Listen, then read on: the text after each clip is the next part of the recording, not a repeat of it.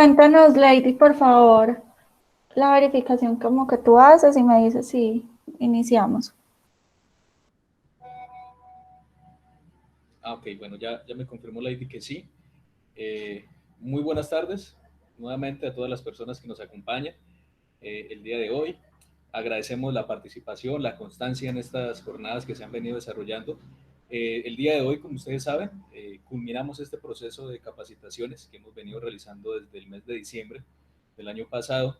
Un programa un poco largo, pero con una temática muy interesante y con todo, abordando todos los temas que se requieren tanto para la implementación de buenas prácticas agrícolas como de Global Gap en un grado más avanzado. Entonces, de parte de Cámara de Comercio, del equipo ejecutor, les agradecemos por todo este acompañamiento constante de ustedes, por la participación siempre activa y la exposición que han presentado en este tipo de jornadas. Han sido un poco largas, pues debido a la situación que se ha venido realizando por el tema de la virtualidad. Entonces, por eso se fraccionó en jornadas de 2 horas para que pues, no saturáramos tanto a las personas que van a las capacitaciones como a ustedes que sacan el tiempo siempre para acompañarnos. Entonces, en el transcurso de la jornada, Lady va a estar compartiendo, como siempre, el link para realizar el registro. Y al final les queremos compartir para que al final de la charla, la ingeniera Luz María, nos tomemos un tiempito. Lady va a compartir el link para no es una evaluación, es una caracterización más bien, como hacer una práctica de retroalimentación de toda la temática que hemos venido realizando desde diciembre hasta el día de hoy. Entonces van a haber algunas preguntas que se han desarrollado en todas las jornadas, están muy prácticas, muy fáciles de responder, entonces los invitamos a que al final de la charla se tomen un tiempito y podamos hacer este ejercicio de resolver estas preguntas, que es algo que nos sirve para retroalimentar también las temáticas y saber en cuáles más adelante de pronto se requiere hacer un refuerzo en lo que hemos venido realizando. Entonces, nuevamente les agradecemos su tiempo, su participación y vamos a dar inicio entonces con la ingeniera Luz María para la jornada de hoy, que es la última de todo el programa de capacitación. Bueno, muchas gracias, ingeniero Héctor. Muy buenas tardes para todos. Gracias por conectarse en este espacio. Yo muy contenta de terminar acá, cerrar con broche estas capacitaciones. Vengo en una temática desde esta semana, ¿cierto? El martes que nos reunimos, iniciamos una temática de capacitación y hoy vamos a finalizarla. ¿Qué temática entonces estamos hablando? Estamos hablando acerca de la implementación de la norma Global Gap y específicamente de los principios que tiene esa norma. Los principios, entonces, a mi interpretación, son el cuidado de la salud de las personas que trabajan en el campo, ¿cierto? De eso hablamos nuestra reunión o nuestra capacitación pasada y vieron cosas como interesantes acerca de cómo podemos cuidar la salud mientras estamos haciendo la labor agrícola. Otro de los temas que es el que vamos a trabajar el día de hoy es garantía de la inocuidad del producto cosechado, ¿cierto? Que es uno de los enfoques más grandes que tiene la certificación Global Gap. Y el tercer punto que también lo vamos a trabajar el día de hoy es preservación de los recursos naturales, a partir también del cultivo, cómo podemos hacer algunas prácticas que nos ayuden a preservar los recursos naturales.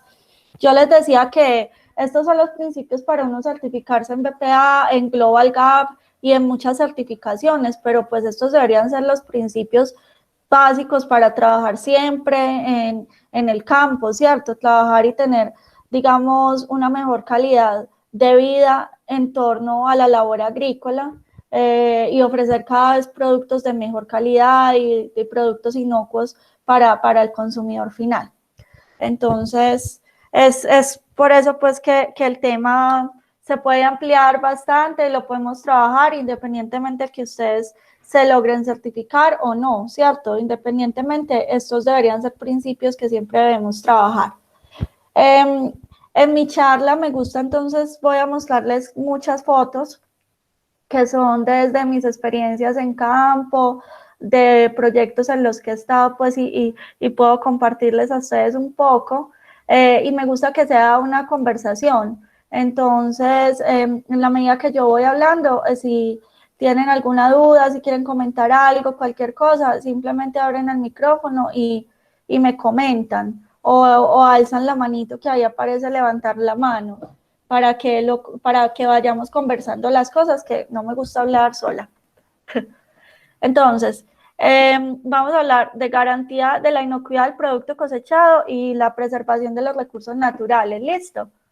Voy a saltarme aquí los temas de salud porque ya los trabajamos la vez pasada y llego a esta diapositiva porque el señor don Octavio, nuestra reunión pasada, nos hizo una pregunta y nos dijo, ¿cómo puedo yo hacer en mi finca un test o una revisión sencilla para darme cuenta si el agua que me está llegando en la finca es agua potable?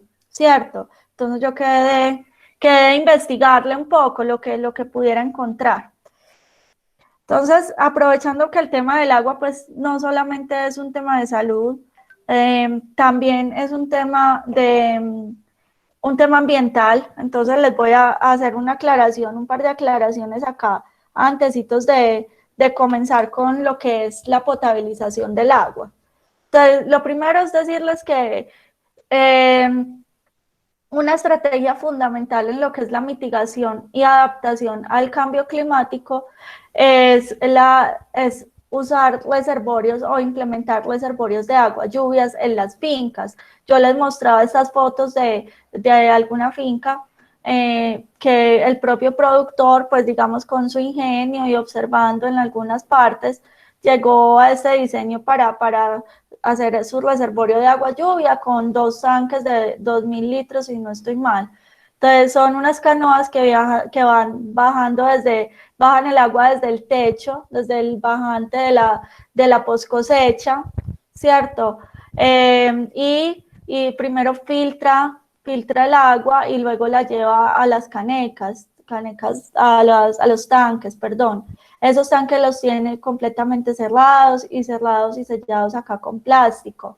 Es el agua con la que se abastece para su vivienda y para uso en post cosecha, para lo que es lavado del producto cosechado. Yo le comentaba al señor y les comento a ustedes, pues que ese es un excelente método, ¿cierto?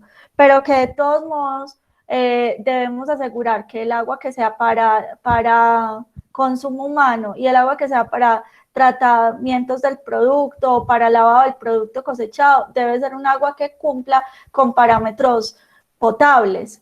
¿Qué significa eso? Ya les voy a mostrar cuáles son esos parámetros potables. Y esa es la condición. Las aguas que utilizamos para el cultivo como tal, para la fumigación y demás, esas son otro tipo de agua. Esa agua la llamamos agua de uso agrícola, ¿cierto? Y no tiene que cumplir todos estos parámetros de potabilización, pero sí el agua que está en contacto directo con el producto, o sea, que ya, digamos, en el proceso de cosecha está ahí en contacto directo con él. ¿Cuáles son los parámetros de agua potable para consumo humano? Entonces, uno de los parámetros más fundamentales en el agua, tanto para uso humano como para uso agrícola, es el pH. Entonces, hoy los que quieran por ahí anotar, tener presente que el agua que es para uso humano potable debe tener un pH entre 6.5 y 8.5. Mientras que el agua que es para uso agrícola, o sea, para la fumigación en el cultivo, el pH ideal es un poquito más ácido, el pH ideal es 5.5. Esa es una diferencia. Y lo otro es que entonces eso nos da pie a decir que si nosotros podemos tener unas cintas de medición de pH o un pHímetro, que pues ya los hay de diferentes precios, pero pues lo más asequible son las cintas, con esas cintas de medición de pH nosotros podemos hacer esa medición inicial en la finca, ¿cierto? No es lo mismo que llevar el agua a un laboratorio, porque en un laboratorio, pues para términos de certificación, ellos nos pueden avalar, digamos, su proceso de laboratorio y nos dan un resultado que es válido para la certificación, ¿cierto? Empezando pues como por ese tema. Pero en finca sí podemos hacer algunos test, digamos, que nos ayuden a identificar, o si tenemos dudas de si el agua que está llegando es potable o no, pues podemos hacer algunos test caseros, que era como la pregunta que tenía el productor. Ahí tenemos entonces otros datos que requiere un agua potable, otros parámetros. El sodio debe estar máximo en 20 miligramos por litro, los nitratos máximo 10 miligramos por litro, la turbidez, perdón, menor o igual a 5 unidades de turbidez. Por eso a veces muchas de las aguas que traemos de reservorios o a veces de pozo profundo o así, son aguas que vienen muy pesadas, vienen con mucha turbidez. Esas aguas hay que ponerlas a decantar o hay que hacer algún sistema para eliminar esa turbidez, ¿cierto? Ese es uno de los parámetros. El color aparente, olor y la turbiedad son parámetros que se pueden revisar pues al ojo. Y acá hay otros elementos químicos, pues eso sí tendría uno que tener un test o algo que le pueda medir esos niveles de antimonio, arsénico, bario, son varias, digamos, varios metales pesados que se revisan en el agua para identificar si el agua es potable o no. Y algo muy importante es las características microbiológicas. El agua para uso doméstico, o sea, para tomar las personas, debe ser un agua que tenga 0 microorganismos totales y 0 microorganismos, unidades de formadoras de colonia de Escherichia coli, o sea, microorganismos fecales. Eso es para cuando tenemos agua para uso, pues para consumo humano directamente.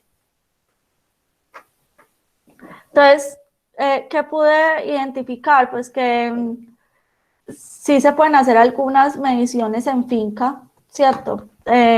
No tendrían la misma validez que un laboratorio, como les digo, pero pues nos podrían dar algunas ideas de cómo está el agua. Entonces, lo primero es que se puede medir el pH. Si está en 6.5 a 8.5, pues es agua para uso humano. Que el agua no tenga una coloración, ¿cierto? El agua debe ser transparente, no debe tener como un color oxidado o marrón. Estos colores indican que las partículas oxidadas en el agua, que hay presencia de magnesio o de hierro. Adicionalmente, si el agua tiene un color azul o verde, puede ser presencia de cobre, ¿cierto? Entonces, miren que pues, visualmente también podemos hacer algunas observaciones. El agua no puede tener ningún olor. Dice que si observas cualquier olor inusual, por ejemplo, algo podrido, es una clara señal de que el agua está contaminada. Este olor generalmente proviene de la presencia de gas, sulfuro de hidrógeno, material orgánico en descomposición debajo del suelo o la presencia de bacterias, que son los microorganismos que yo les estaba comentando ahorita. Microorganismos totales o microorganismos fecales que son Escherichia coli, que es una bacteria que es muy, digamos que es una bacteria muy peligrosa para nuestro cuerpo. Hace unos daños tremendos en el sistema digestivo. Muchas veces hay problemas de gastritis o problemas digestivos por el tema del agua. Listo, el agua sabe o huele a cloro, también si se usa una cantidad excesiva de cloro para potabilizar el agua, pues eso también a la larga puede generar digamos, problemas en la salud humana. Entonces también eso se identifica pues con el olor. Efectivamente sí existen que podamos hacer o kit que probamos hacer caseros para probar si el agua es potable o no. Y son algunos reactivos o algunas cintas pues, que podemos hacer según las indicaciones del fabricante, ¿cierto? Revisar por medio de esos métodos qué tan potable está llegando el agua o no. Importante entonces, esos kits para hacer esas mediciones, pues existen, digamos, de mucha variedad en el mercado. Lo más recomendable es de pronto verificar dónde venden tiendas para peces, ¿cierto? Porque el agua que es para peces o para producción de piscicultura es un agua que todo el tiempo la tienen que estar oxigenando y es un agua que se le deben medir algunos parámetros de potabilidad. Entonces, ahí en esas tiendas es muy probable que vendan esos kits que pueden ser caseros para hacer la medición en la finca, ¿cierto? O donde vendan cosas para piscinas, pues insumos o cosas para revisar en piscinas. Lo otro que les decía yo es que también al agua, cuéntame, ¿me vas a mencionar algo, Ronnie? No.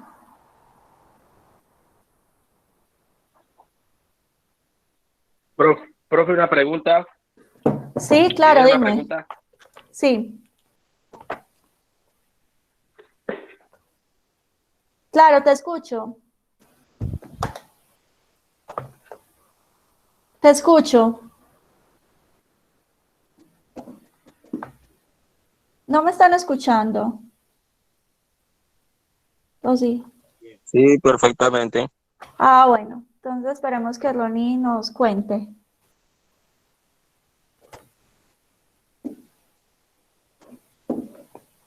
Ronnie no se le está escuchando nada.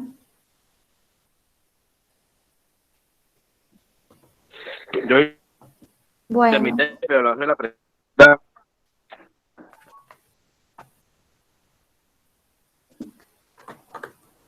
No, no se te escucha. Escríbeme, por favor, ahí en el chat. Ay, don Octavio escribe que se disculpa porque está en una reunión o en algo. Ah, bueno, está bien.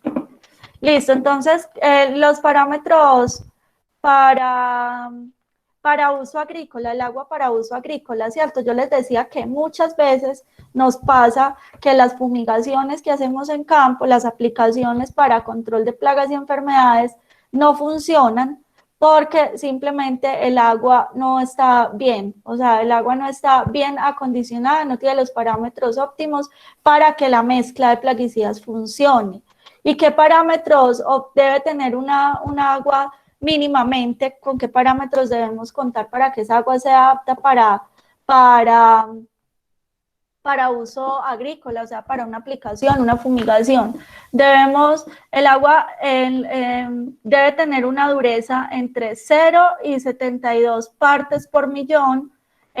Dureza equivale a carbonatos de calcio, ¿cierto? Esa es una medición que se hace y también esto equivale a la conductividad eléctrica del agua. Entonces debe estar entre 0 y 72 partes por millón. Y el pH, como les decía, un pH ideal estaría entre máximo 5.5, entonces de 4 a 5.5, o sea que miren que es un agua ácida la que se requiere para una fumigación, diferente al agua que se requiere para uso humano o el agua que se requiere potable. Sí, sí ven ahí como una diferencia importante. Realmente esto influye mucho porque la mayoría de plaguicidas, de fungicidas y demás solo funcionan bien a ese pH del agua. Entonces, en ese caso, pues uno lo que hace es revisar con cintas, como les digo, esto lo venden en los almacenes de plaguicidas, cintas medidoras de pH, uno puede medir el agua antes de hacer la mezcla y con eso se daría cuenta pues en qué está ese pH. Si tiene que bajar el pH para ponerlo más ácido, pues existen ya productos en el mercado bastantes pues que nos ayudan a que ese pH se baje, ¿cierto? A condicionar esa agua. Y como les digo, no solamente es el pH, también es la dureza y otros temas. Por ejemplo, la conductividad eléctrica, que debe estar entre 0.7 y 3. No me acuerdo cómo se lee esto, ds sobre mols, decimals, no me acuerdo, sobre mols. Ese es el parámetro de conductividad eléctrica. ¿Cómo se mide? Pues también digamos que venden el medidor de conductividad eléctrica. Ya el pH ya lo comentamos. Entonces, esa era la parte que les quería, pues que me quería devolver un poco, que es el tema del agua, que nos habían hecho la pregunta. Voy para el tema del día de hoy. ¿Alguna duda sobre el agua o algún comentario?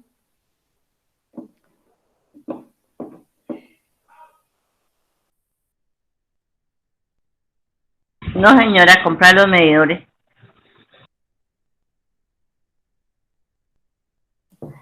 Sí, sí, o a veces aprovechar que a ustedes los visitan mucho vendedores, o sea, muchos, también los ingenieros, pues los visitamos. A veces tenemos pues tenemos algunos equipos, ¿cierto? Como yo les digo, para el campus, pues y para ustedes el uso diario, sí sería bueno comprar las cintas medidoras, ¿cierto? Y aprovechar cada vez que vayan y pues preguntar que si le pueden medir el agua, que si le pueden medir el pH, la conductividad, y usted anotar esos datos, porque con esos datos luego se los puede dar a su asistente técnico y ya se van haciendo pues haciéndose como una cuenta de cómo está el agua y qué tienen que hacer para tener presente. Listo. Gracias, doña Gilma. Vamos por acá entonces con el tema del día de hoy, que empezamos con lo que es la inocuidad del producto cosechado. Bueno, les hago una pregunta. ¿Qué es inocuidad del producto? Siempre se las hago. A ver si hoy que me comentan ustedes qué es la inocuidad.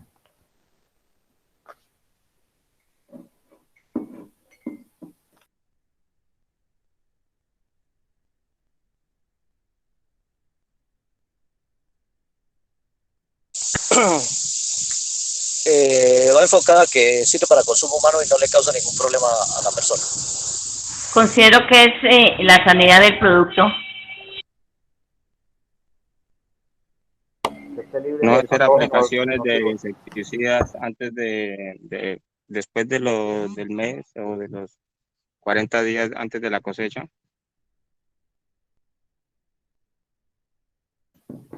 Muy bien, gracias por sus aportes. Entonces, comencemos con don Sergio. Entonces, lo de las aplicaciones antes de la cosecha, a eso lo llamamos es periodo de carencia. El periodo de carencia es esa precaución que yo debo tener de hacer la última aplicación, teniendo presente ese periodo, ¿cierto? Para que después de esa última aplicación cumplir el periodo de carencia hasta la cosecha, ¿cierto? Para que el producto no salga con una residualidad de plaguicidas al mercado, ¿cierto? No queremos mandar el producto con trazas de plaguicidas. Eso se relaciona con el tema de inocuidad, se relaciona ya que la inocuidad, como nos decía don Dumar y doña Gilma, es no afectar la salud de las personas, del consumidor final, ¿cierto? Entonces, nosotros podemos afectar la salud del consumidor final desde muchas formas, incluso la de nosotros mismos. Pero entonces al consumidor final, pues él está ciego, a él le llega el producto y no supo qué hay detrás de todo ese proceso. Entonces nosotros digamos que debemos cumplir con esa responsabilidad en finca de tener los parámetros mínimos de que el producto no se contamine en ningún momento con ninguna contaminación. Eso se llama contaminación cruzada, ¿cierto? Con algo que pueda contaminar el producto, que pueda hacerle una contaminación microbiológica, física o demás. Entonces es eso, cuidar que no se vaya a afectar la salud del consumidor. Entonces, ¿cómo logramos eso? Pues yo les voy a mostrar acá algunas foticos y pues vamos charlando del tema. Realmente se logra con muchas prácticas desde, digamos, como dice el señor Sergio, desde días, muchos días antes de la cosecha, yo tener algunas precauciones, ¿cierto? Como no hacer esas aplicaciones. Y justo unos días antes de la cosecha, yo también tengo que asegurarme de que el lugar donde yo esté tomando el agua para lo que vayan a hacer las labores de la cosecha, lavado de manos, lavado de la fruta, si de pronto se hace, ¿cierto? Uso pues de los operarios como tal, esa agua debe ser agua potable.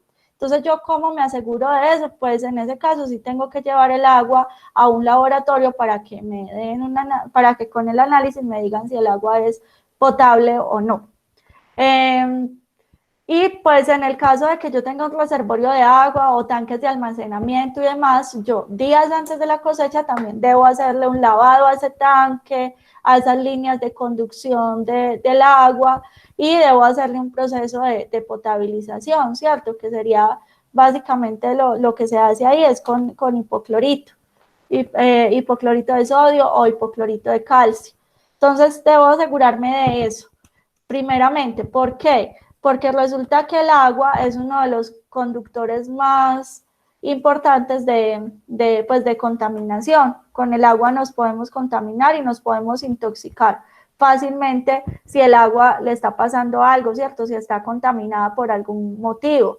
Las aguas se contaminan por muchos motivos, porque hay procesos de minería, porque hay procesos de erosión del suelo, porque hay ganadería que estaría cerca de pronto a los nacimientos, reservorios de agua, o donde captamos esa agua para uso en finca. Todos esos contaminantes generales, pues cada uno en su finca también ya puede ir detectando algunos, pero en general todos esos contaminantes, pues van a generar en el agua unos niveles de algunos elementos que pueden enfermar a las personas, ¿cierto? Empezando por el uso, por los microorganismos, las bacterias y demás. Entonces, miren que es un vehículo, pues que es fundamental uno revisar que esa agua sí corresponda con agua potable. Ese sería como el principio número uno de lo que llamamos inocuidad. Se espera, o mejor dicho, se establece que 1 o 2 días antes del proceso de cosecha, siempre hagamos un proceso de limpieza y desinfección de todo lo que tiene que ver o lo que tiene contacto directo con el producto. ¿Qué cosas tienen contacto directo con el producto? Las canastillas, las carretillas que usan para el campo, las lonas plásticas, pues impermeables, todo lo que son tijeras de pronto se utilizan, los guantes de los operarios, los motocargueros, todo eso va a tener contacto directo con el producto. Entonces se establece, por este principio de inocuidad, se establece que todos esos implementos y toda esa herramienta y todo el transporte incluso, se deben lavar y desinfectar en un sitio que puede ser en el mismo sitio de acopio temporal. Ahí se lavaría y se desinfectaría todo, y también se desinfectaría y lavaría la poscosecha o el sitio de acopio temporal. Es muy importante entonces tener presente que ese momento en que se lava y desinfecta todo debe hacerse con productos que sean aptos para la industria de alimentos. Es decir, que no sean productos que dejen un olor fuerte, un sabor fuerte en la fruta, pues porque lo último que queremos es que la fruta vaya con esas características, con unos olores que no corresponden o unos sabores que no corresponden, ¿cierto? Ya me van entendiendo un poco siempre como hacia dónde va el tema de inocuidad. Entonces, se espera que esa labor de limpieza y desinfección, o de lavado y desinfección, se haga entonces con productos que son neutros, que sean jabón neutros, detergentes neutros, hipocloritos, también hay muchos que están avalados, el amonio cuaternario, algunos vinagres. Entonces son productos que dejan, digamos que no dejan ese olor ni ese sabor fuerte en la fruta. Importante entonces que la inocuidad, entonces miren cómo vamos, nos estamos yendo como en una historia desde antes de la cosecha, ¿cierto? Eso empieza desde ahí, todo el proceso de inocuidad. También con las capacitaciones que tengamos con los operarios, ¿cierto? Los estaríamos capacitando a ellos todo el tiempo en higiene y salud en los procesos de cosecha, ¿cierto? En algunas cosas básicas como tener las uñas posiblemente cortas. Bueno, claro que ustedes lo que usan durante la cosecha son unos guantes grandes de carnaza. Más pensaría yo que tener la precaución de lavar y desinfectar esos guantes siempre después de la labor. El cabello recogido, ¿cierto? Las indicaciones mínimas de higiene, ustedes ya deben haber tenido una capacitación sobre eso y es fundamental que la pongan en práctica con ustedes mismos y con sus operarios, ¿cierto? Que lo recuerden todo el tiempo. Lo otro que se espera cuando hablamos de inocuidad es pues también que durante el proceso de cosecha la fruta no se vaya a contaminar, que no la vayamos a poner, por ejemplo, en una carretilla, en un carguero, en el que también llevemos herramientas o que llevemos una fruta que es para descarte unida ahí con la fruta que vamos a vender. O sea, tener como esas, poder llegar a cada vez ser un poco más pulidos en esa labor de la cosecha, ¿cierto? Yo sé que y he visto, pues he evidenciado en campo con ustedes cómo hacen la labor de la cosecha y hablábamos pues que no, la idea no es cambiar todo el proceso, pues no para nada, la idea es por lo menos a ustedes generarles algunas inquietudes de cómo pueden mejorar el proceso que ya hacen, ¿cierto? Normalmente entonces lo que observamos es que ustedes hacen la cosecha en un surco y digamos que tiran por el aire la fruta como 2, 3 surcos para que otro operario la coja y la ponga sobre las plantas. Pues en ese sentido, digamos que yo pude evidenciar que son bastante ágiles los operarios, pues y normalmente la fruta pasa así, pues no falta la fruta que se cae cuando la tiramos, pero o se dañe, de pronto en su calidad se magulle, porque a veces de verdad la lanzan muchos surcos, 3, 4 surcos, entonces pues la fruta se va a magullar, ¿cierto? Se puede dañar su calidad. Sin embargo, le dejo a cada uno como esa inquietud, cómo hacer para cada vez mejorar un poco más y todo lo que es, o sea, lo que yo gano en campo en calidad, que en campo se busca que todo el tiempo, digamos, tengamos las plantas sin plagas, sin enfermedades, muy bien nutridas, les hacemos un montón de labores. ¿Cómo vamos a perder todo ese trabajo hecho ya justo cuando vamos para la cosecha, ¿cierto? Entonces, si bien a ustedes el mercado todavía no les está exigiendo que pongan la fruta en canastillas, ni en cajas de cartón,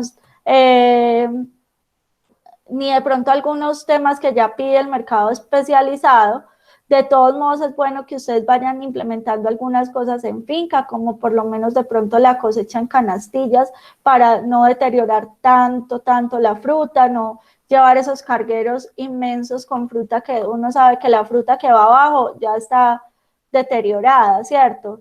Pues por lo menos para un mercado que se espera llegar, que es para un mercado de, ojalá en algún momento de exportación, ¿cierto? Que ese es el objetivo que tenemos. Entonces sería una fruta que estaría dañada, entonces pues no justifica que lo hagamos así. Aparte pues evitaríamos como esa contaminación cruzada. Nunca la fruta puede estar en contacto directo con el suelo. Siempre entonces en campo si vamos a usar canastillas hay que procurar usar una canastilla vacía y encima de la canastilla vacía ponemos la canastilla con la fruta. O si vamos a usar lonas plásticas, esas lonas plásticas, como les mencioné, tienen que estar lavadas y desinfectadas. Y cuando las vayamos a usar, pues las usamos en el suelo para evitar el contacto directo con la canastilla con el suelo. Esas son pues algunas ideas generales que se tienen para eso, pero si ustedes en su finca se ingenian otra estrategia para evitar ese contacto directo con el suelo, está bien. Lo importante es que pues que lo piensen. ¿cierto? Para que en algún momento lo puedan implementar. Yo puse por aquí unas foticos que me llamaron la atención, pues estas no son mías, sino que las encontré en internet. Me llamaron la atención porque creo y he escuchado que el mercado para exportación se vendería la fruta en verde. Sería un cambio como importante que en algún momento ustedes empezarían a trabajar. Me llamó la atención la fotografía. Bueno, claros hasta ahí del tema de inocuidad, ¿alguna duda? ¿Algo que les haya pasado algún momento en campo? De pronto comentarios acerca del proceso de cosecha, sí me gustaría de pronto conocer un poco más de lo que ustedes piensan de su proceso de cosecha.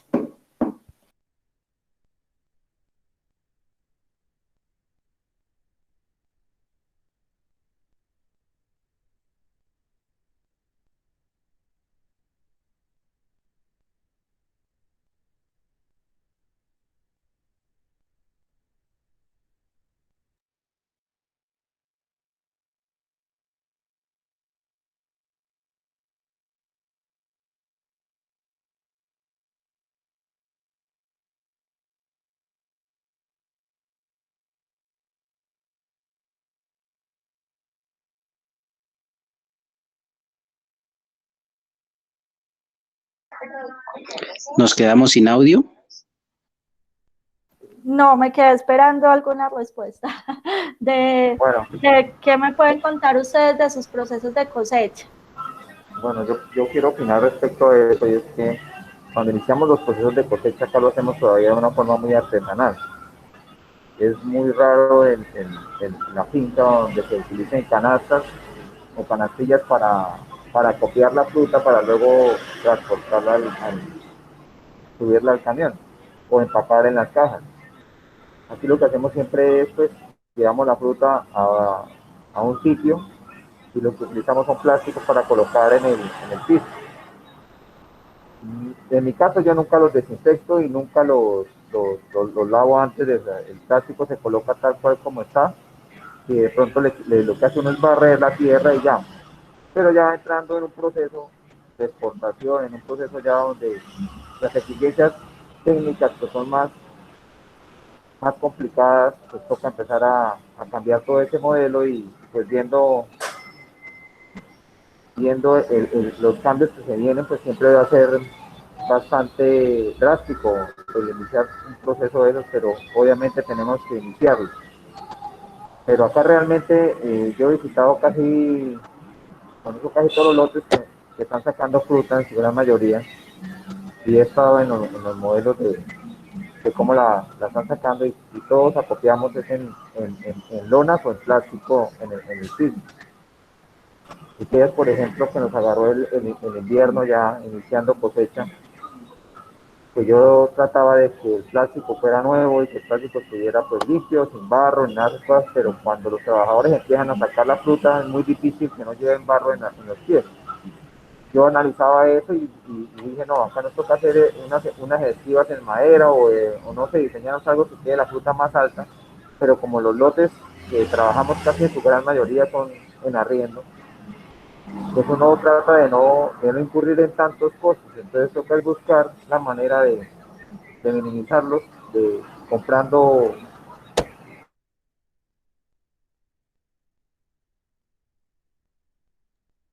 no sé, resistente que se puede lavar y desinfectar sin ningún problema y que se puede dejar de pronto la intemperie para no estar recogiéndolo así como hacemos con el plástico.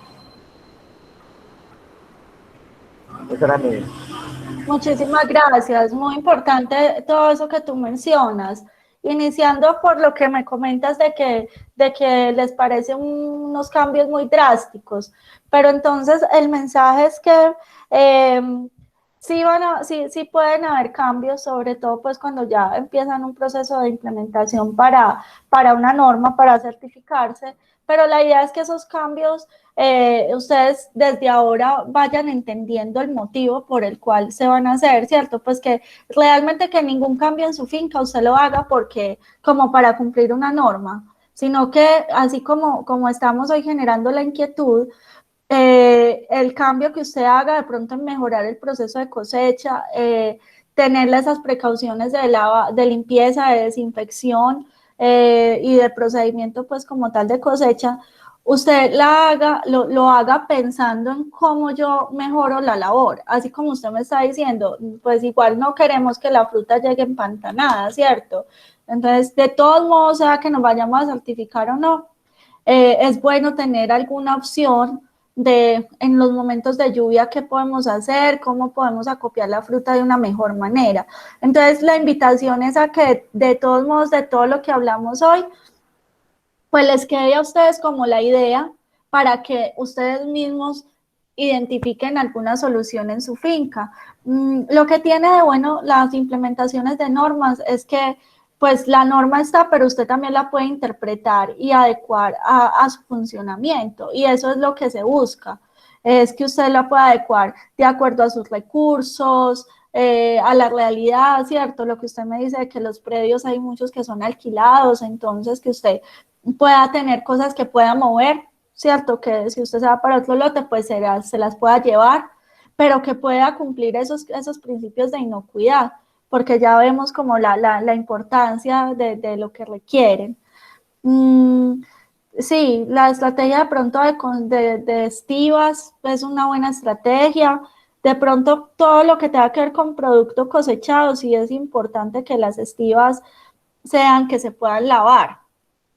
O sea que ojalá fueran estivas plásticas, o lo que yo les decía, poner canastillas vacías y sobre la canastilla vacía se pone la fruta, pues se pone la otra canastilla con fruta. Esa también es una estrategia de separar un poco la canastilla del suelo. Ahí yo sé que ustedes, más que yo aquí hablando, ustedes yo sé que en finca les puede quedar esta idea general, y en finca pueden ingeniarse alguna solución para cumplir esos parámetros de inocuidad. Y pues a medida ya también de que se van capacitando, también lo van logrando como implementar. Entonces sí, muchas gracias, don Sergio, por la apreciación. Vamos a empezar entonces a hablar sobre lo que son la preservación de los recursos naturales. Bueno, digamos que este ejercicio es importante hacerlo desde un reconocimiento de yo que tengo en la finca, ¿cierto? O sea, yo en esta finca tengo algún ecosistema natural de alto valor, tengo cuáles son las fuentes o los sitios de conservación que tengo en el predio. Muchas veces, lo digo por experiencia, que vamos a las fincas de ustedes y les preguntamos si tienen algún área de conservación y nos dicen que no. Entonces nosotros les hacemos ver, y el bosque que de pronto está allí atrás, ese bosque, o el guadual, o en el caso de ustedes el morichal, ¿cierto?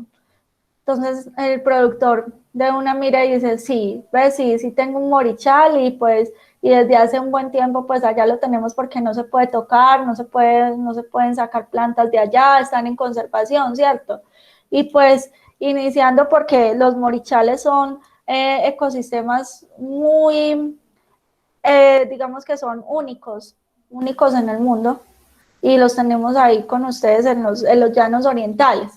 Entonces, y son ecosistemas que son de alto valor de conservación, y están también, pues, como con alta protección, porque se pueden acabar, así como se vienen acabando los páramos y como se vienen acabando los nevados. Entonces, es importante que ustedes reconozcan esa importancia, perdona ahí la redundancia, pues que reconozcan el sitio donde están.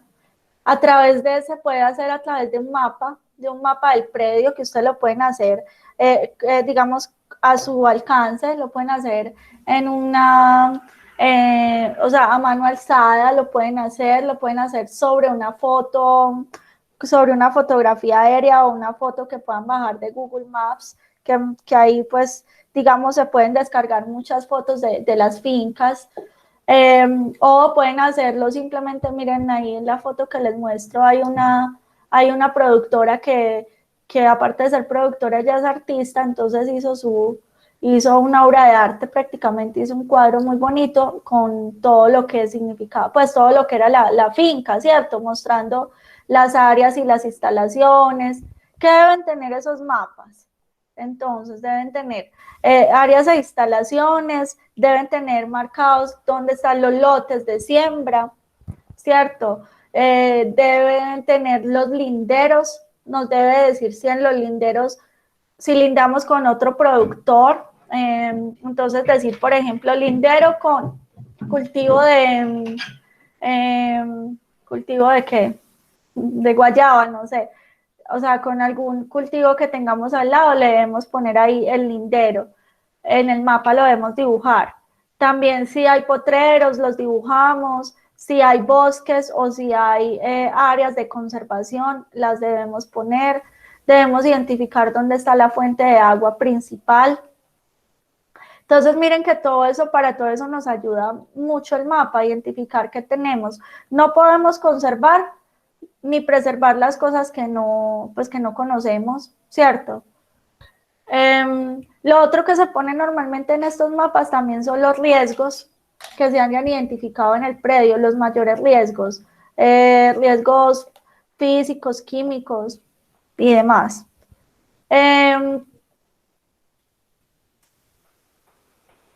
Digo por acá.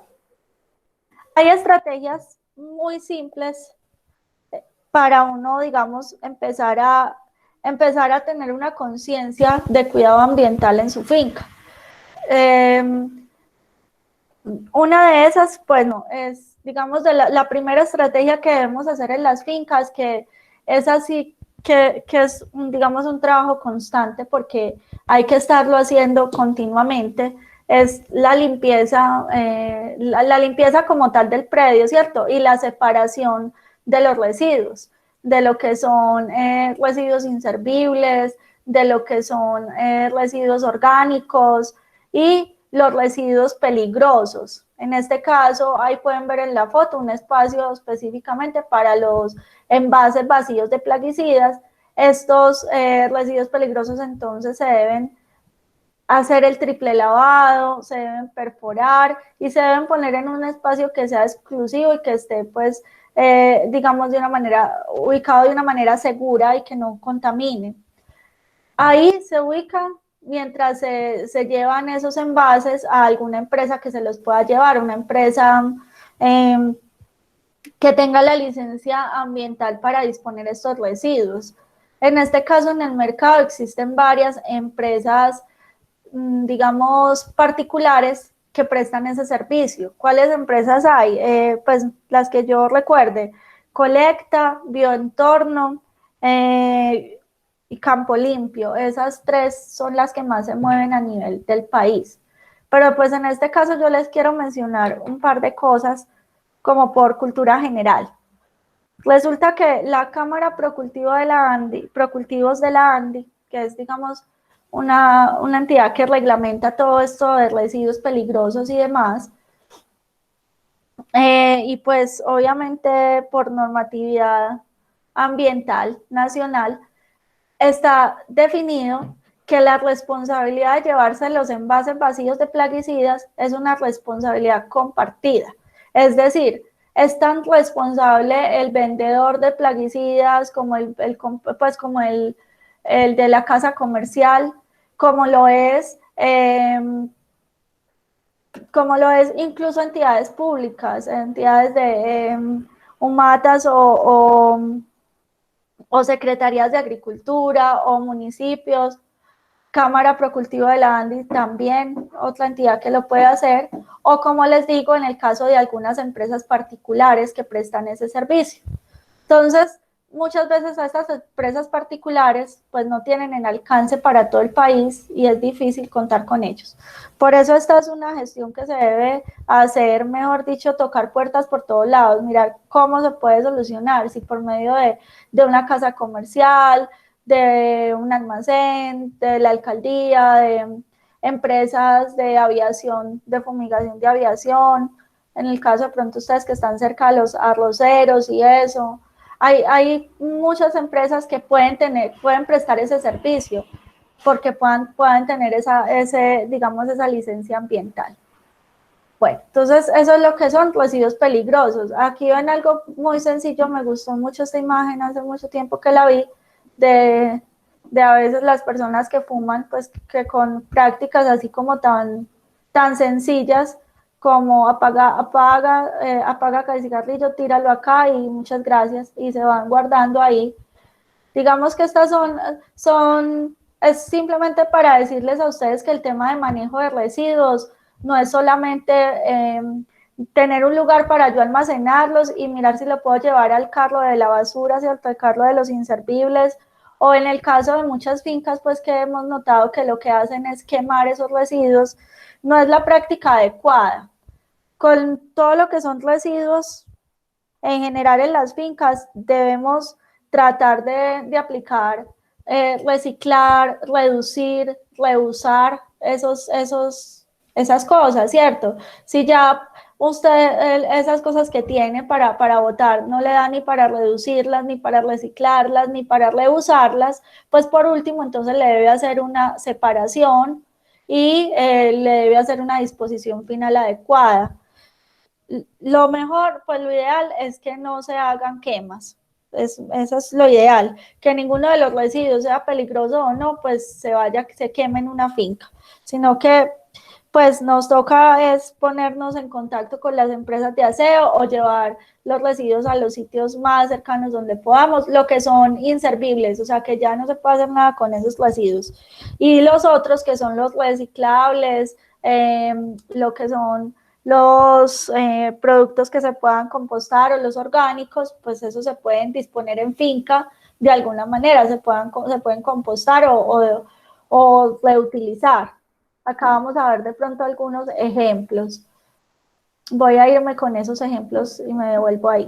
Entonces, ejemplos entonces de lo que son residuos orgánicos que se vayan a almacenar de una manera aséptica, ¿cierto? No a campo abierto en un sitio porque van a generar una contaminación, sino que por ejemplo, se guarden en una caneca y luego se dispongan en un proceso de compostaje.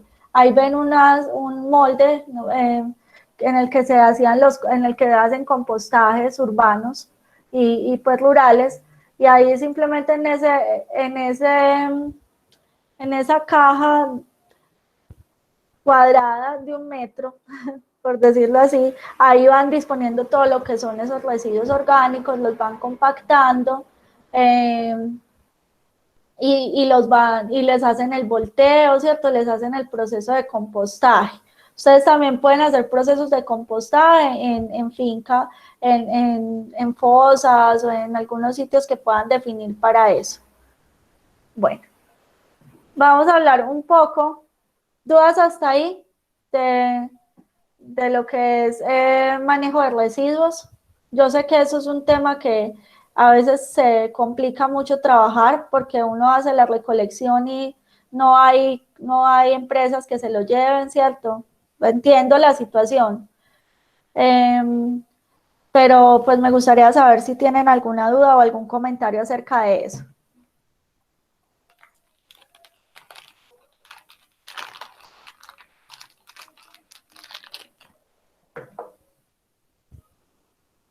Bueno, yo tengo un comentario respecto a eso también. Sí. Yo en algún momento en una granja que tengo en Puerto López, Sí. Pues iniciamos a hacer todo ese proceso de recolección de los recipientes, de jeringas, de todo, y los carros transportadores de esas empresas los llevan a un sitio donde les dan una buena disposición. Pero en el caso aquí de Casanare ha sido como complicado, ha sido bien difícil que uno dé con la empresa para que realmente haga ese tipo de trabajo. ¿Qué hago yo? Yo recojo lo que son los tarros de pesticidas y plaguicidas y demás desechos que pronto pueden contaminar en el predio, y me los llevo para la ciudad en mi casa. Y en mi casa los coloco a disposición de la basura que pasa. Pues se supone que ellos tienen su planta de recolección y les pueden dar una mejor disposición a de pronto uno quemarlos en la finca o enterrarlos en la finca. Eso es lo que nos ha tocado hacer a muchos de los agricultores, aunque algunos todavía siguen Así haciendo la es. práctica de quemado por no, como dicen coloquialmente, por no engalletarse con los recipientes, los siguen quemando. Pero esa práctica sí realmente debe ya desaparecer. Es verdad, es una práctica que nos está contaminando el aire, el microecosistema que tenemos cerca en nuestras fincas, ¿cierto?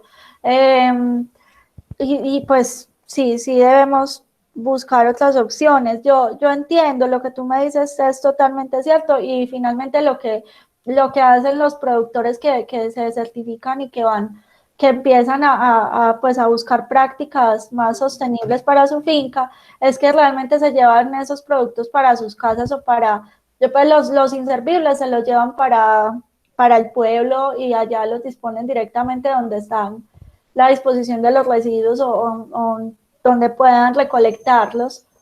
John Freddy iba a comentar algo, ¿cierto? Sí, pues en el caso de nosotros aquí en Tauramena, yo soy el encargado de la finca Don Hernando Quintero.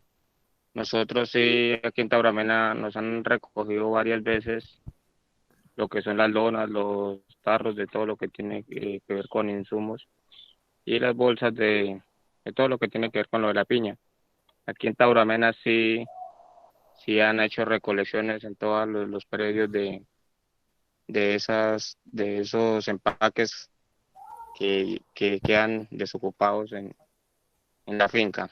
Entonces, aquí en Tauramena sí le dan un buen uso, un buen manejo a esa Y tú parte sabes, y tú sabes, de esos John, residuos que quedan. cómo se llama la empresa que les ha hecho ese servicio.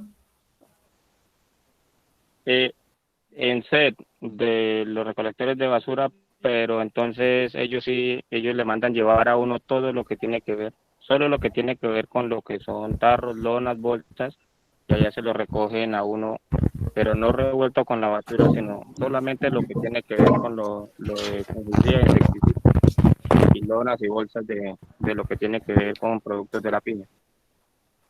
Ah, excelente. O sea que ellos pueden estar teniendo un convenio con alguna empresa que tenga la licencia ambiental para disponer de esos residuos y les dan algún certificado de entrega. Sí, cuando ellos le reciben a uno, le dan a uno un recibo de recibo de eso. Creo que tenía entendido que la empresa de Bonaulí Moreno, el, ¿cómo es que se llama? Santana, la Sí. empresa Santana de Bonaulí Moreno, ellos también estaban haciendo la recolección de esos tarros y de esas bolsas. No sé, ahorita si en el momento todavía lo hacen, pero sí la última vez que se hizo, lo hizo fue directamente en set. En ser, listo. Muchas gracias. Muy importante tus aportes porque es que lo que yo les digo, lo que hay que buscar es como, pues, gestión ahí localmente para saber qué se puede hacer. Con esto de los envases vacíos de plaguicidas, pues yo les cuento como una anécdota, por decirlo así, una anécdota profesional. Tuve la oportunidad de trabajar hace tiempos, hace algunos añitos, acá en mi municipio, en La Ceja, Antioquia. Estuve trabajando un proyecto piloto con la empresa Campo Limpio, en la cual hacíamos recolección de todos esos envases vacíos de plaguicidas, pues ellos hacían la recolección, ¿cierto? Yo era asistente técnica de predios, de flores, de floricultores. Entonces, lo que hacíamos era organizar los envases, la empresa Campo Limpio se los llevaba, ¿cierto? Nos daba el documento, pues el certificado de entrega, y ellos se entregaban esos envases a otra empresa, una empresa llamada Transformaciones Girasol, ubicada por acá por la autopista Medellín-Bogotá. Con esa empresa Transformaciones Girasol, todos esos envases vacíos de plaguicidas los convertían en tutorados plásticos, en varadera plástica para cultivos. ¿Para qué tipo de cultivos? Para todos los que necesitaran tutorado, ¿cierto? Frijol, maíz, pasifloras, maracuyá, uchuvas, gulupa, piña. Eh, en flores, obviamente, fue donde iniciamos, ¿cierto? Y resultó un material de una excelente calidad, ¿cierto? Esa empresa pues sacó sus licencias ambientales con la Corporación Ambiental para hacer esa disposición. Obviamente hicieron toda la evaluación de la calidad del material y de si ese material quedaba siendo muy tóxico, ¿cierto? Y pues los resultados arrojaron que el material efectivamente se puede utilizar para cosas en campo, como por decir, para que sea tutorados ahí en campo con los cultivos, pero nunca para interiores, ni tampoco se puede utilizar ese plástico específico de los plaguicidas para usar, pues para hacer viviendas o para hacer algo que tenga en contacto con las personas ya directamente, porque sí quedan con un olor súper fuerte. Pero sí fue una experiencia excelente porque primero aprendimos temas ambientales, de cómo hacer para preservar los bosques, ¿cierto? Porque de los bosques es de donde traíamos todos los tutores para hacer el tutorado de los cultivos y aprendíamos eso, cómo evitar cortar, pues dañar los bosques en su sesión primaria y mejor hacer todo este proceso de recirculación de ese material plástico y pues utilizarlo en los cultivos, que eso tiene una duración mínima como de 100 años, es una cosa impresionante, entonces es un material que se puede, que se puede incluso llevar hasta ahí. Pero como les digo, pues con todas las licencias ambientales, y eso lo pueden hacer empresas particulares. Ahí les dejo una idea de negocios. Sí, porque de eso se trata, es como de innovar en cada zona, porque como les digo, las empresas que tienen sus licencias ambientales o que son particulares, a veces no alcanzan a llegar a sus zonas. Entonces yo sí les voy comentando como esas cosas que pueden ir pensando. Listo, pues y de paso les cuento esa anécdota. Hay un principio fundamental en lo que es conservación ambiental, ¿cierto? Que es la conservación de los suelos. Decimos que si nosotros tenemos unos suelos sanos, vamos a tener unos cultivos sanos. Que las plagas y las enfermedades que nos llegan en nuestros cultivos no llegarían de esa manera o no nos atacarían de esa manera tan fuerte si los suelos en los que tenemos nuestros cultivos no estuvieran, si esos suelos estuvieran sanos, ¿cierto? ¿Y cómo yo sé que un suelo está sano? Entonces, lo primero es, pues, una guía importante es tener un análisis de suelos, pero no solamente el análisis físico-químico, ¿cierto? Que nos dice cuántos minerales tiene nuestro suelo, qué cantidad de minerales, sino también el análisis microbiológico. Esa parte es importante porque los microorganismos del suelo son la vida de ese suelo. Entonces, si ellos no están o están desbalanceados, pues digamos que las plagas y las enfermedades siempre nos van a atacar muchísimo más nuestros cultivos. Entonces, yo les doy un ejemplo. En ocasiones con los análisis de suelos resulta lo siguiente, a usted ahí le aparecen unas barras y le aparece el nivel de cada mineral, ¿cierto? Le aparece cuánto tiene de nitrógeno, fósforo, potasio, de cada uno de los minerales. Y resulta, nos pasa bastante, mucho a nivel nacional, que resulta que en los suelos, por ejemplo, aparece nivel de fósforo que se encuentra en el suelo, un nivel muy alto, nivel alto, ¿cierto? Y uno dice, bueno, tengo buena cantidad de fósforo, pero aparece otra segunda barra y dice, de ese nivel de fósforo que usted tiene en su suelo, tiene 0 disponible. Quiere decir que usted lo que tiene ahí es una roca de fósforo que no está pudiendo asimilar la planta, ¿cierto? La planta no asimila el mineral así como tal, sino que lo necesita diluir y aparte de eso, lo necesita que se lo transporte un microorganismo. Los microorganismos, los hongos y las bacterias del suelo son esos encargados de descomponer esos materiales minerales y entregárselos a las plantas. Sobre todo pasa con el fósforo y con el nitrógeno. Entonces, miren que todo eso se complementa. A veces desconocemos esto y simplemente cada vez usamos más fertilizantes y más fertilizantes, pero resulta que las plantas siempre siguen igual o antes van como peor porque porque el suelo está desbalanceado, ¿cierto? No estamos haciendo ningún aporte de microorganismos a esos suelos. Y resulta que esos son nuestros trabajadores del suelo, esos son los que necesitamos ahí de aliados para que los minerales puedan llegar directamente a las plantas. Entonces, miren que cuando hablamos de temas de conservación ambiental, esto abarca muchas cosas, pero si nos concentramos en unos ejes que son el suelo, el agua, de pronto temas de polinizadores que ya lo vamos a ver, manejo de residuos, pues ahí vamos como resumiendo y dándole un norte a lo que hay que ir haciendo en finca, ¿cierto? Y pues, como les digo, fundamental pensar estas prácticas de conservación de suelos. Nosotros hablábamos con los agricultores que van para la certificación, que hay prácticas muy importantes que podemos empezar a hacer.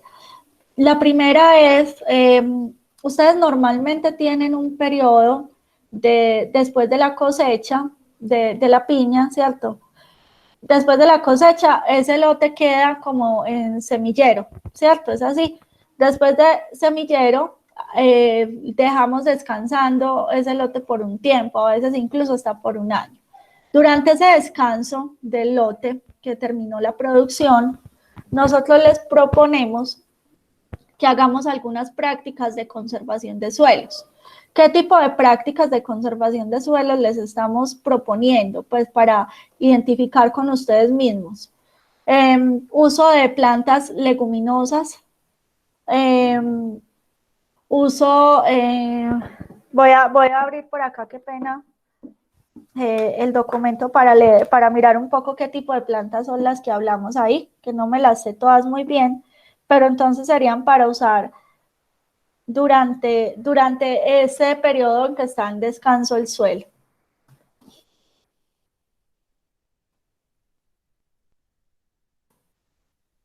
En un minutico yo abro el documento. Ya, está acá. Plan de gestión del suelo.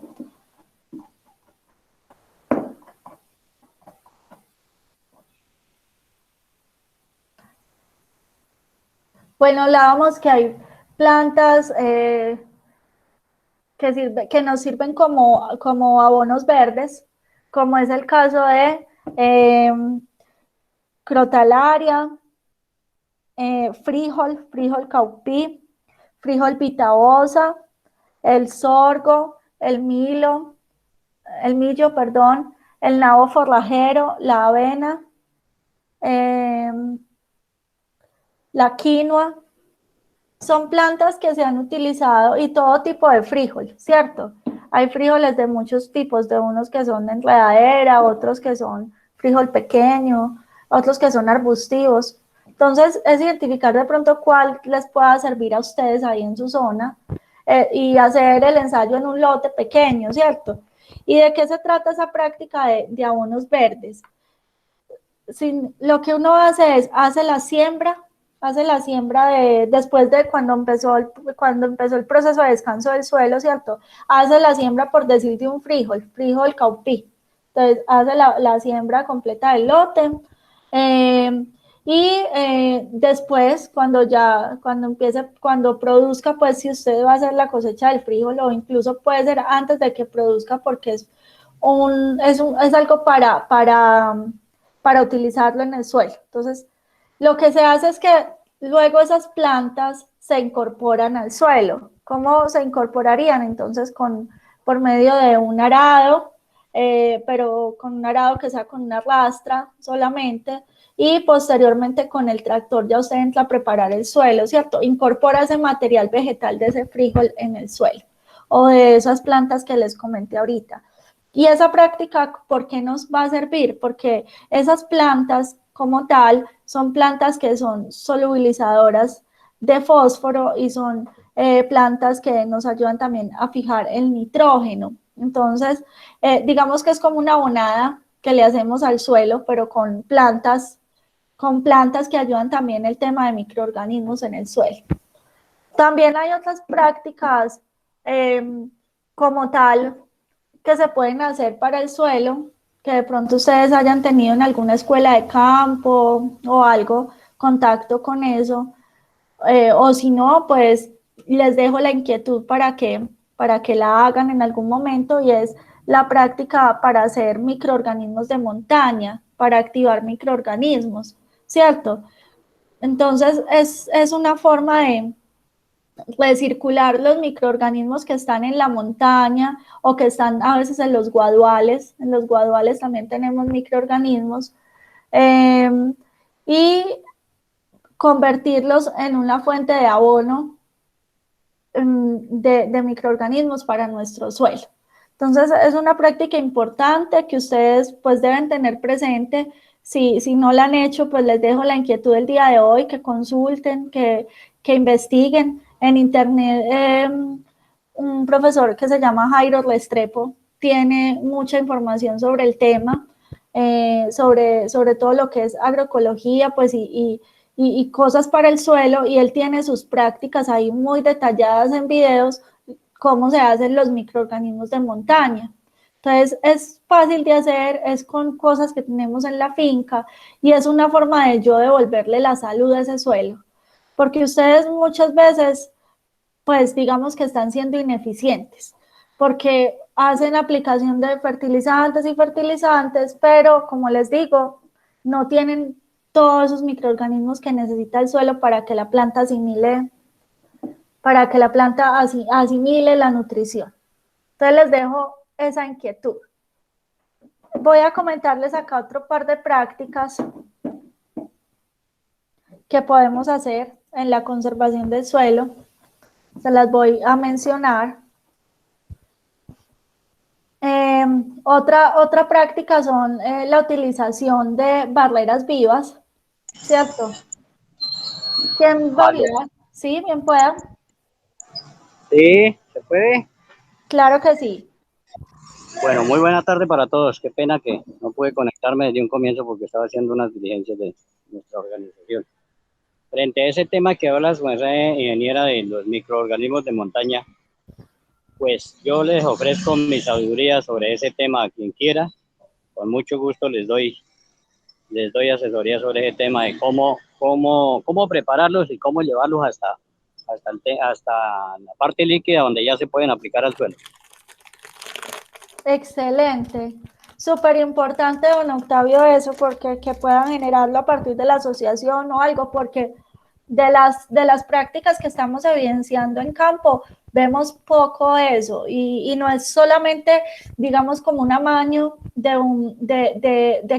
que nos queremos volver orgánicos o irnos para la agricultura orgánica. No, la invitación realmente, señores y señoras, es que nos volvamos más sostenibles en nuestras fincas, ¿cierto? O sea, que cada vez dependamos menos de insumos de afuera, de insumos externos, de insumos carísimos.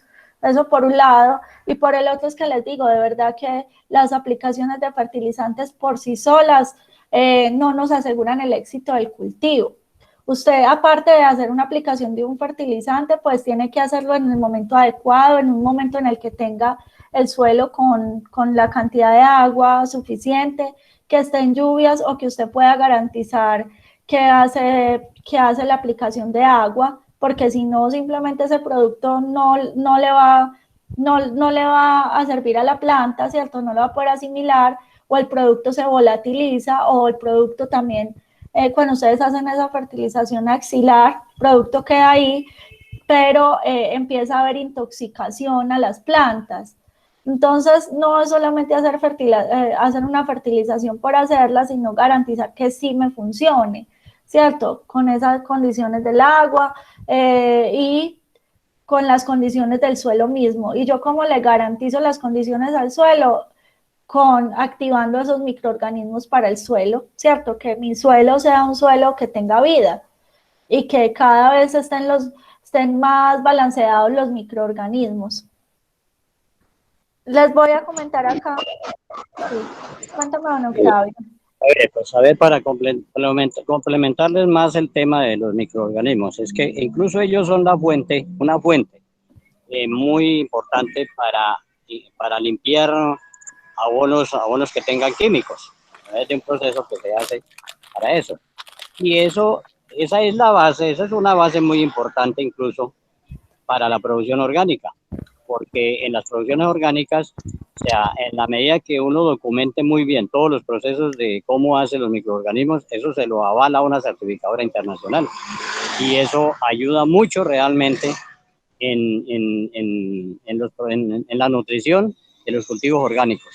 Entonces, ahí les dejo esa inquietud, precisamente para que tengan claridad al respecto.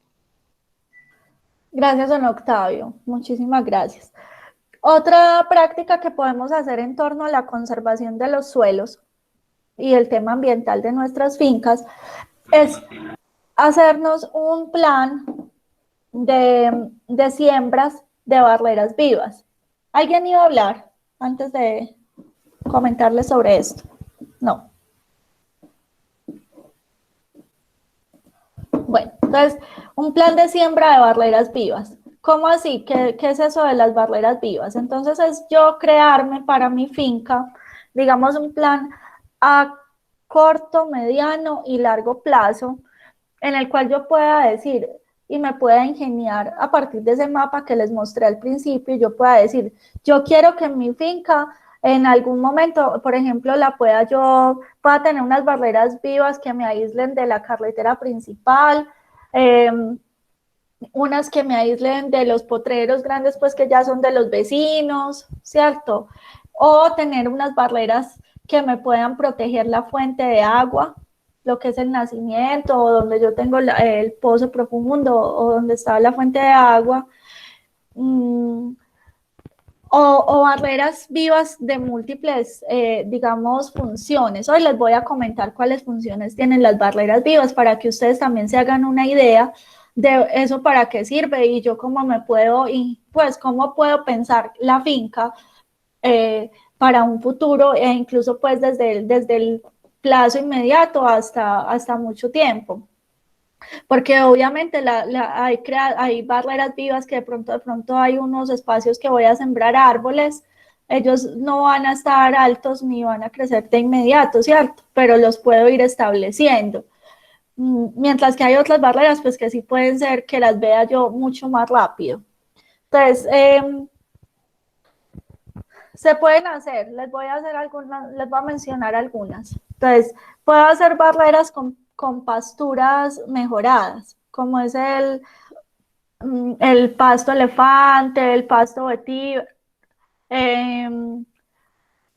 algunas especies de pastos mejorados. Entonces, son barreras que son como multipropósito, porque usted le funciona como barrera viva y también le funciona para hacer alimentación animal, ¿cierto? Barreras con algunas leguminosas como frijoles, leucaena, matarratón, también ese es un árbol, pues, pero también nos sirve. Y podemos, de ahí de esas plantas que son leguminosas, podemos hacer incorporación de ese material vegetal en nuestro cultivo. De esa manera, como les estaba contando ahorita, pues puedo activar como esa vida del suelo. Barreras con plantas medicinales también son muy importantes y muy prácticas. Usted puede establecer en algunos sitios, por decir en las cercanías de la vivienda, ¿cierto? Para aislar toda la vivienda puede ser, o en una parte específica de su finca, puede establecer barreras con plantas aromáticas y medicinales con varios propósitos. Pues uno, pues para el mismo uso en la vivienda, y otro, porque también esas plantas aromáticas y medicinales cuando crecen y cuando florecen, atraen muchísimo los polinizadores. Entonces, esa es otra forma de utilizar esas plantas aromáticas medicinales. Las podemos utilizar como jardines florales para los polinizadores. Lo otro es que también las podemos utilizar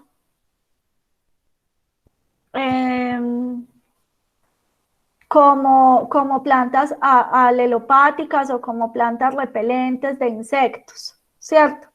¿Qué es eso de plantas alelopáticas? ¿Alguna vez habían escuchado esa palabra? Alelopatía.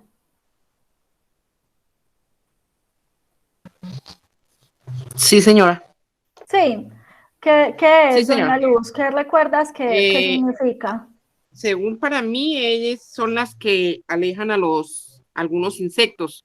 O sea, en nuestro caso, de nuestra piña, pues la favorecería, porque no entrarían esos animales a incubarse ni a molestar el cultivo en la piña, incubarse ahí, y las alejaría. Y en las plantas medicinales, pues yo tuve una charla y decían que también en las calles uno podía sembrar, pero entonces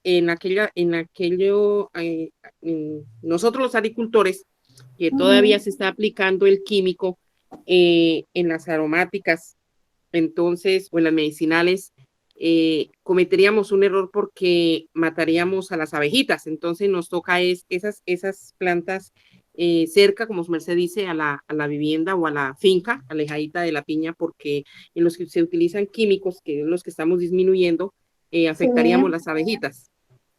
Eso es lo que tengo conocimiento sobre las plantas alelopáticas. Excelente, tiene toda la razón y en lo que usted me está diciendo, además los veo muy conectados de verdad con lo que estamos pensando todos, en por lo menos empezar a hacer una disminución, un uso más razonable, más racional de lo que son los productos plaguicidas, ¿cierto? Si bien hay algunos que ya uno sabe directamente afectan la vida de los polinizadores, van a ser los primeros que vayamos a matar, entonces no, o sea, no es la idea. Entonces es muy importante eso que me comenta. Les cuento entonces una diferencia acerca de las plantas o uno que puede hacer con plantas aromáticas y medicinales. Ya vimos algunos usos y el que nos está comentando doña Luz. La alelopatía como tal significa lo siguiente, todas estas plantas aromáticas y medicinales, ellas generan como un extracto, unos aceites esenciales, los generan a partir de sus raíces.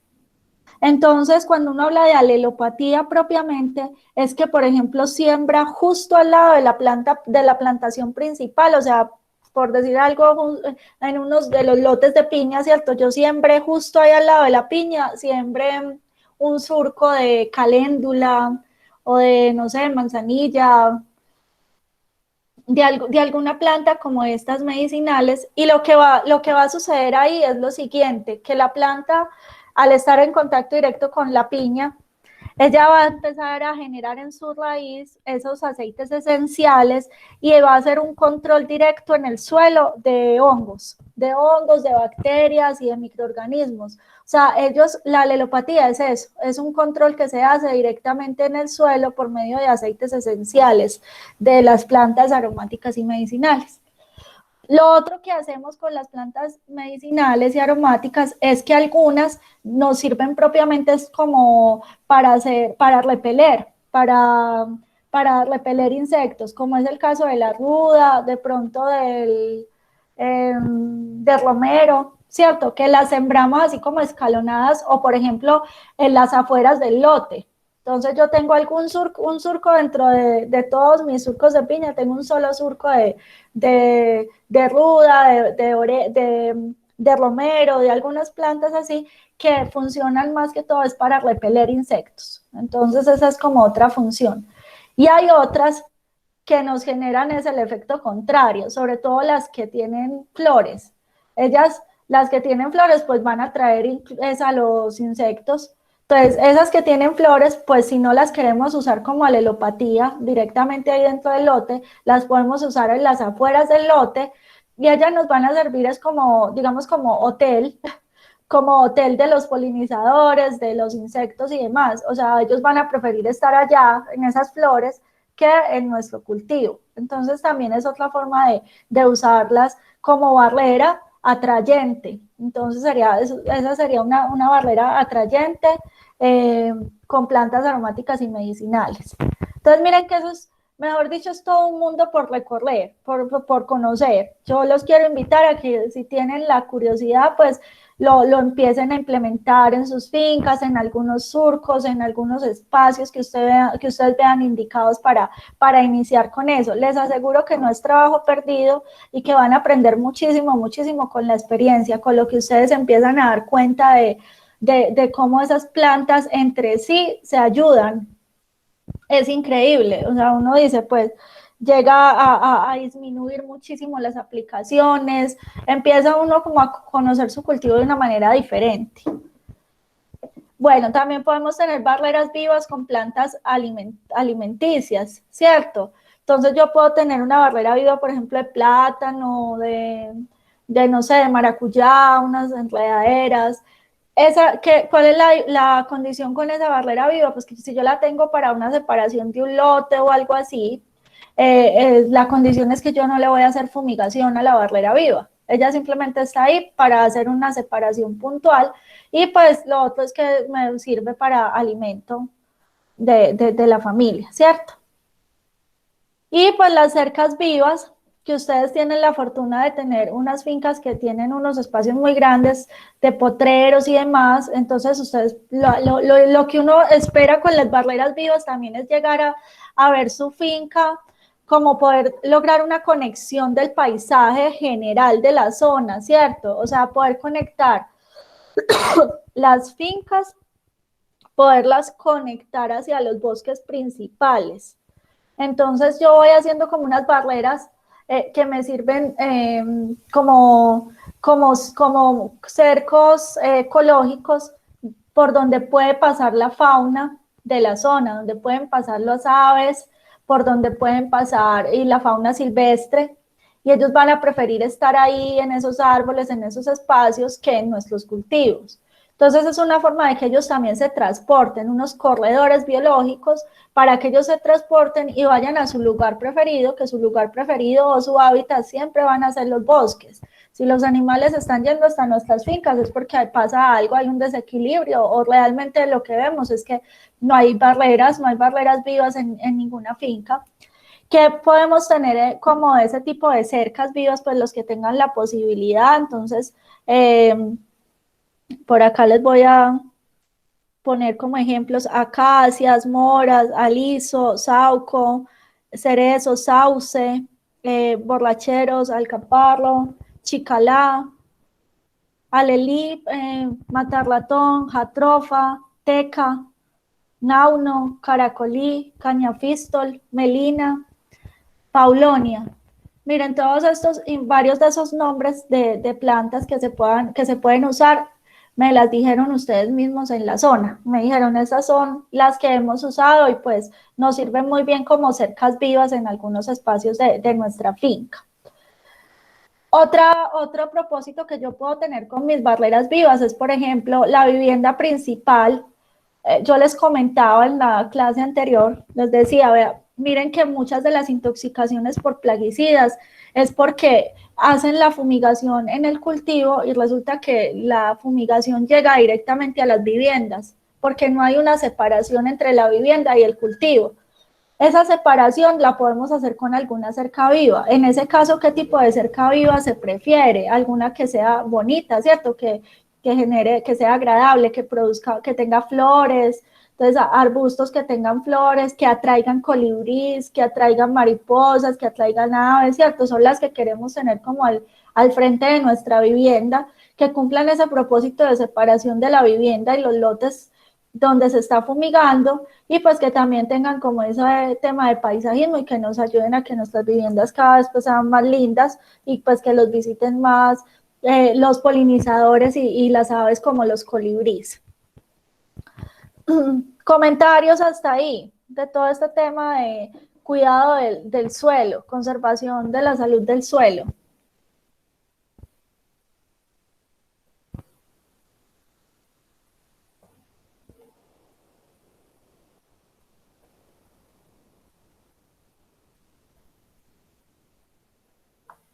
Todo muy claro. ¿Lo han implementado alguna de esas prácticas que mencioné acerca del suelo? ¿La han implementado en sus fincas?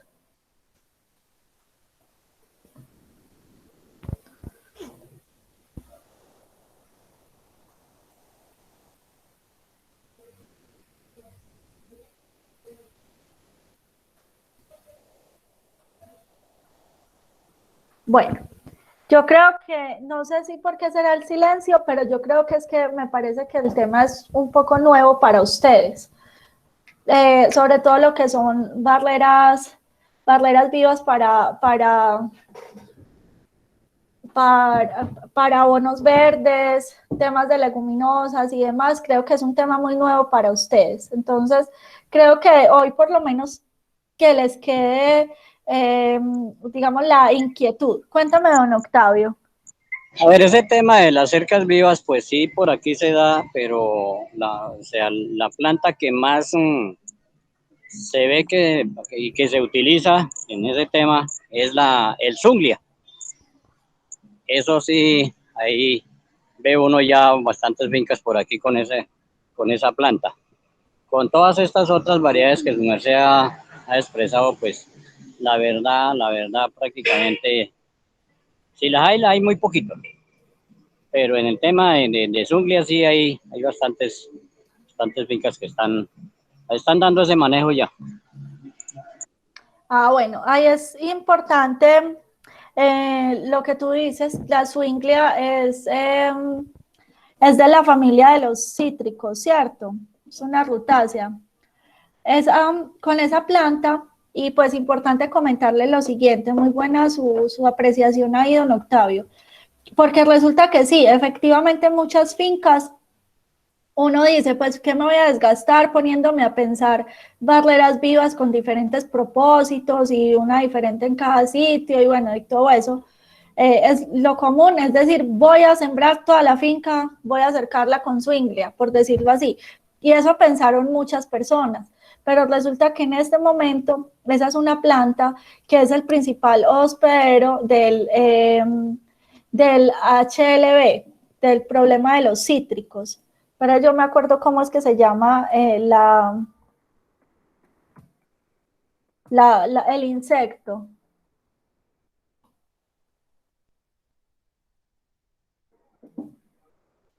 Listo, entonces es un insecto, a ver, diaforina, ya. Entonces, la Zwinglia lo que generó fue eso. Entonces es un hospedero del insecto, de la diaforina, y genera esta enfermedad, que es una enfermedad que está siendo demasiado limitante en todo Colombia, ¿cierto? Y que puede limitar las exportaciones, que se encuentra en un cuidado cuarentenario extremo en este momento, y hay sitios en los que pues esas cercas vivas que son exclusivamente de una sola planta y que puede generar un desequilibrio como esto y puede volverse un hospedero de una plaga importante.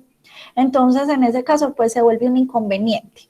Lo ideal y la invitación, por eso les digo, es a generar una variedad, pero no una variedad porque sí, sino pensarse uno esa planeación de la finca con un criterio técnico, ¿cierto? Y con un criterio ecológico y pues diferencial para cada sitio. Si es en la zona del nacimiento del agua, es una cosa diferente, o en la zona donde está una quebrada o algo así es diferente. Si es en el límite con un potrero, pues ahí ya pensaré en algunos árboles, en algo así, pero ojalá generar esa diversidad, ¿cierto? Que no sea una sola especie, sino que sean árboles diferentes, que produzcan diferentes frutos, produzcan diferentes cosas, para que también puedan ser esos corredores biológicos de los que les hablaba y para que no se generen esos desequilibrios.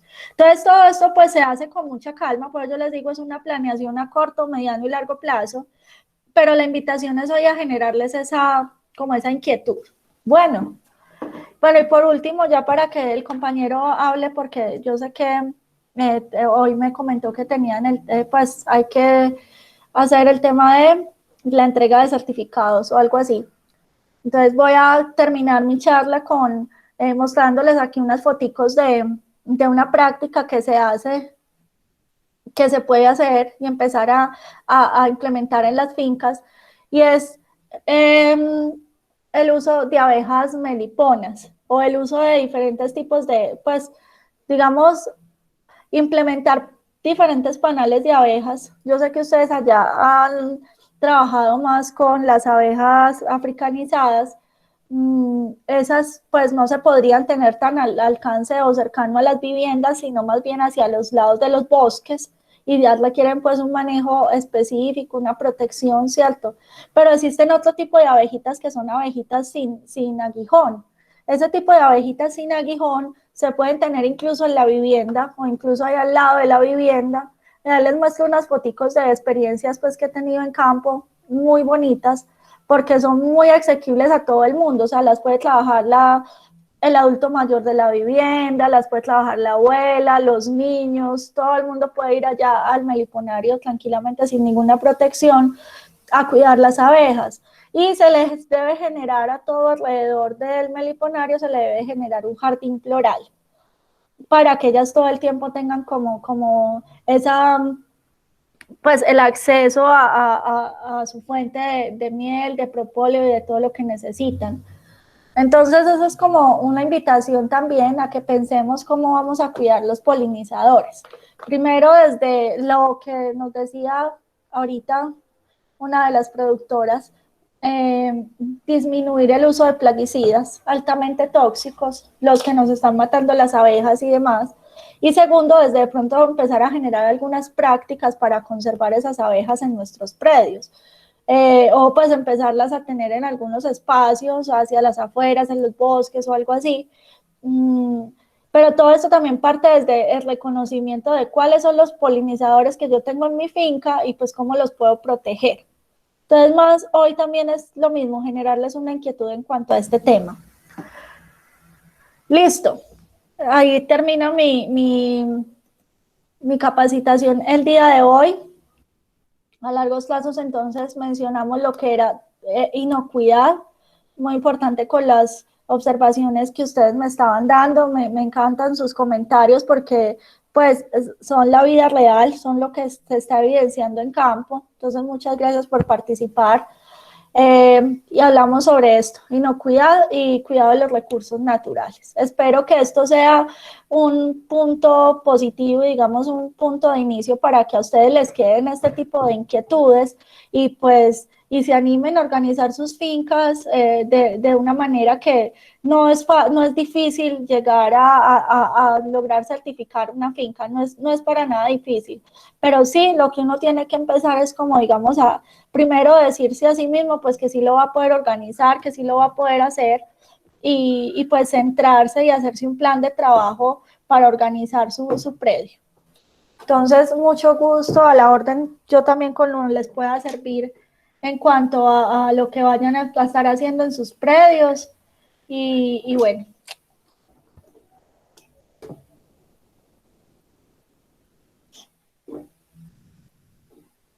Ingeniero Héctor, ya te doy la palabra a ti. Eso. Ingeniera Luz María, muchas gracias nuevamente por compartirnos sus experiencias. Gracias por acompañarnos en estas jornadas. Sí, para registrarlos, gracias. Sí, señor Don Dumar. Entonces, bueno, como les contaba al inicio de la charla, hoy culminamos la jornada de capacitación. Nuevamente agradecerles a todos ustedes que han sacado el tiempo, han sacrificado algunas labores de sus actividades diarias para acompañarnos en todos estos meses que, recordemos, iniciamos en el mes de diciembre y hoy culminamos. Entonces, de verdad les agradezco. Estamos muy alegres de parte del equipo ejecutor de la Cámara de Comercio de Ecopetrol por todas estas actividades y por ver el compromiso de todos ustedes que pues, hemos sido prácticamente los mismos que hemos estado desde diciembre y nos deja pues una gran experiencia y pues saber que hemos compartido y que hemos aprendido un poco nuevamente para todos nuestros procesos agrícolas y también pecuarios. Como les decía al inicio de la charla, ya Lady va a compartir, bueno, hay dos links, entonces es el mismo, sí. Hay un cuestionario donde hay una serie de preguntas que recogen, resumen toda la temática que hemos venido realizando desde el mes de diciembre. Entonces los invitamos a que participemos de este cuestionario. Es muy rápido, es muy básico también. La idea, como les decía, es tener nuestra retroalimentación de las capacitaciones y también una idea de pronto más adelante a futuro cuáles son los temas que tal vez requieren un poco más de atención y que se puedan profundizar un poco más. Entonces, les invitamos a todas las personas que nos acompañan para que lo puedan realizar y si quieren nos van informando cuando ya hayan terminado el cuestionario Mientras tanto, también pues les informo a sus correos en el transcurso de esta semana, a más tardar inicios de la siguiente semana, se les estará notificando la fecha en la cual se va a hacer entrega de los certificados. Entonces, para que ustedes estén muy atentos, recuerden que pues son varias temáticas que se desarrollaron, aproximadamente 8 temáticas diferentes, las cuales obedecieron a los requisitos que en primera instancia solicita, nos piden las certificaciones de buenas prácticas agrícolas y Global Gap. Y lo más importante, lo que decía la ingeniera Luz María, más allá de tener el certificado, de tenerlo ahí, de que participe, es aplicarlo, ponerlo en práctica, ya que es para mejorar todas nuestras actividades dentro de nuestros proyectos agrícolas y pecuarios. Entonces, ahí está el link para que realicen la encuesta. Entonces, a medida del cuestionario, a medida que lo van terminando, pues nos van confirmando que ya lo han ido realizando.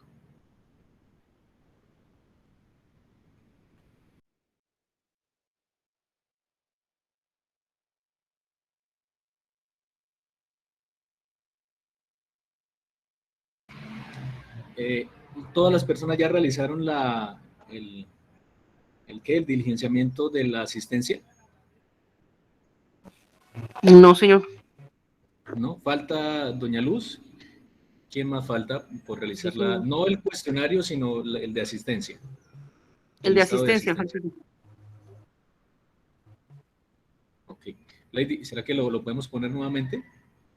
Ahí colocándole el título de que es el de asistencia para que no se crucen. Opa, listo, entonces ya Lady acaba de colocar. El último que está es el link para el registro de la asistencia de la jornada. El anterior es para el cuestionario, entonces para que lo vayan realizando.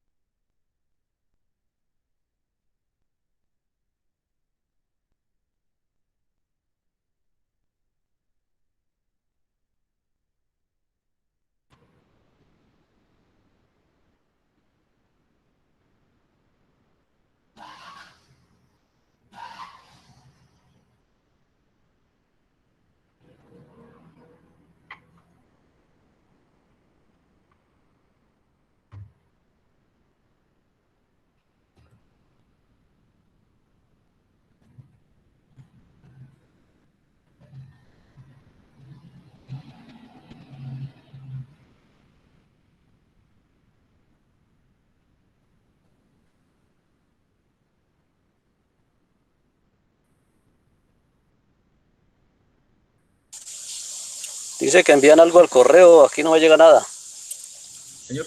No, don Dumar, lo que se envía al correo es la confirmación de la fecha para la entrega de los certificados. Ahorita se está en el chat. Lady, ¿lo puedes poner nuevamente? Es que don Dumar se había desconectado, entonces para que le aparezca. Entonces, don Dumar, ahí en la pestaña buscando el correo no me salía. Señor. Ah, no. Sí, no, lo que se envía al correo, don Dumar, es la confirmación de la fecha para la entrega de los certificados, que como les digo, a más tardar al término de esta semana o a principios de la siguiente, se va a enviar. Ahorita es el cuestionario que estaba en el chat, que ya Lady lo volvió a poner, para que ahí se dirigen a la pestañita donde está el chat, ahí le dan clic al link que está apareciendo y ahí ahí los remite al cuestionario.